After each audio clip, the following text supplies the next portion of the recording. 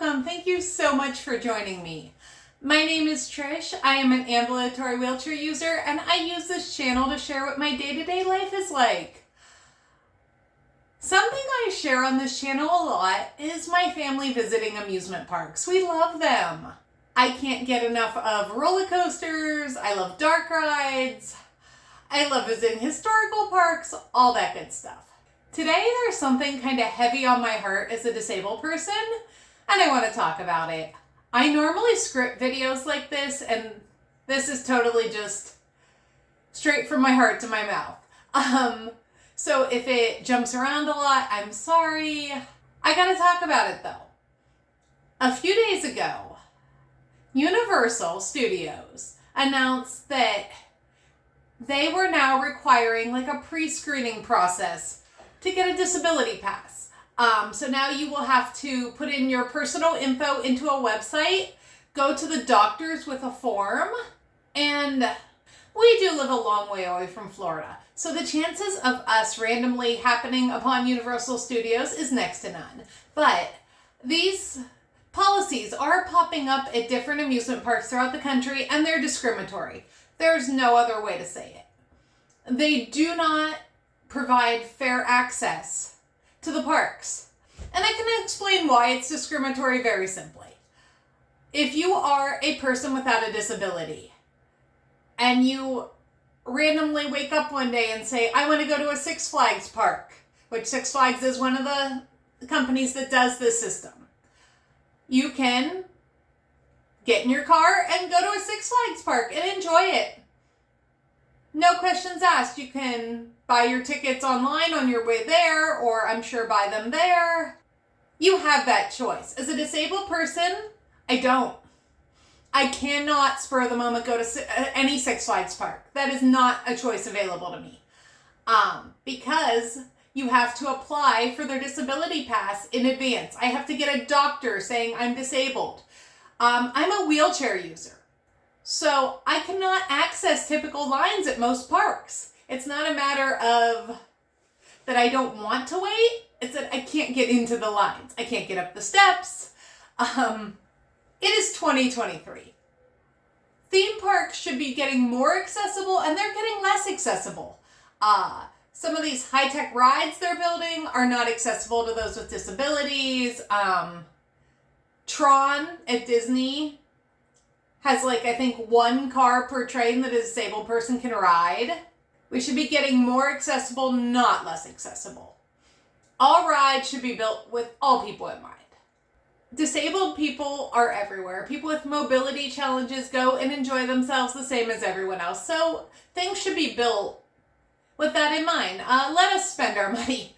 I want to spend my money at amusement parks, at attractions, and things like that. So I don't know why those attractions don't want me to spend my money.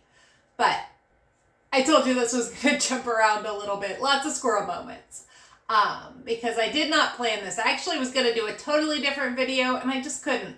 I had to get this off my chest. So arranged accessibility is not accessibility at all.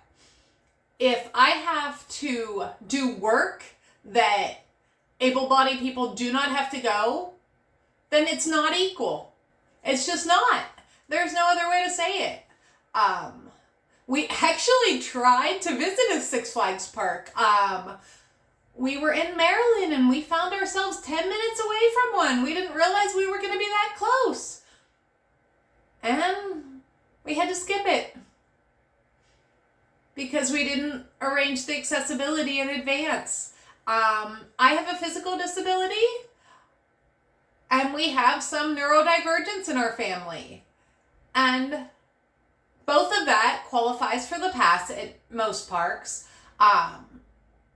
I don't think any of us would have trouble getting the pass that you have to prearrange. Why do I have to spend a $30 copayment to go to my doctor to certify that I need my wheelchair? I don't think anyone should have to do it, but especially not mobility aid users. I don't think people who use it for autism or severe ADHD or sensory processing should have to go to the doctor either. When I show up in a mobility device and still can't use it without a doctor's note, that is extra frustrating. Because I didn't ask them to build lines that weren't accessible. I didn't ask them to put steps up to all their roller coasters. I didn't ask them to do any of that. If they would have made their attractions accessible at all to begin with, then I personally wouldn't need the pass. Now, we do have other people in our family that necessarily cannot wait in long lines because of other reasons. But if we're just talking about me, I have to use the pass even if there's not a long line because I often can't get through the queue. We're actually headed to Kennywood, and their accessibility is going in the right directions. We'll be there in a few days, and I'll share that with you. They now allow 3 people to accompany the disabled person, and they have a tiered system. So you don't have to use their boarding pass for rides that typically don't get any longer than a 10-15 minute wait. So they are headed in the right direction, at least on paper. I'll review their accessibility when I do that video. Last year you were actually only allowed to take 1 person with you, which is awkward because I have a husband and a small child. Sometimes when they're making these policies, it's like they don't consider that disabled people have families. They said 1 person could go to the exit with you and you could wait while the rest of your party stood in line and then go when your party went, which is a fair process. But they're not considering that some of us may have small children that we can't just let stand in line. One more thing I do want to touch on before I go is the doctor's note. For my family, that's not the end of the world. We have a great PCP. If I faxed it to him, he probably wouldn't even make me come in. He is wonderful, but not everyone has that. Not everyone has insurance that they can go to the doctor. Some people have conditions that don't have a name, so they don't have enough documentation. Some people have neurodivergence that is undiagnosed, but they know that they cannot wait in those long lines. They know that it's going to bother them. It's going to cause them and potentially those around them harm, but they don't have a name for it because they have not had that privilege. Diagnosis, especially with neurodivergent, can be a privilege. And not everyone has that privilege. Not everyone is on the same playing field. And theme parks, amusement parks, all those things are incredibly expensive. You've got to pay to park. The admission can be high. Food's expensive. So to add having to go to the doctors just to get a disability pass, which you are entitled to under the ADA.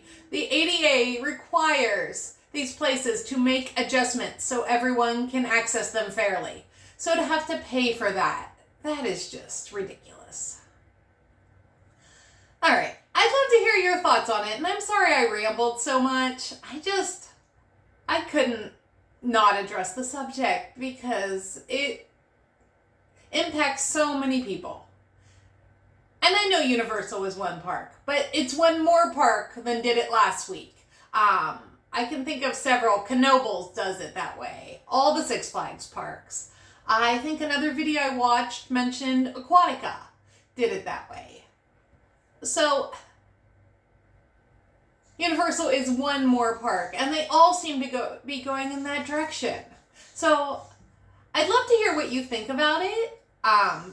If it impacts you, let me know in the comments. And that is all I have for today. I will be back soon, so I'll see you later.